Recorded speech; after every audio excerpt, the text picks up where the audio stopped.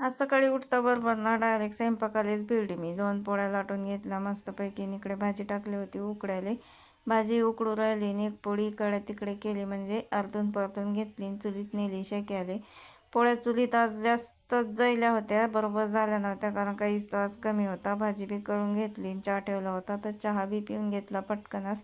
आणि मटण टाकायचं होतं तर मग आता मटण धुतलं घेतलं, पालक सांबार आणि टमाटर कापून ठेवलं आणि मटण बी टाकून घेतलं. आता पिलं पाजायचे होते मला. बकरीनं आमच्या 3-3 पिलं दिले, हे तर तुम्हाला माहीतच आहे. 3 पिलं दिल्यावर ना पाजायचा एवढा घोर होते का लय. 2च पिलं पुरतात.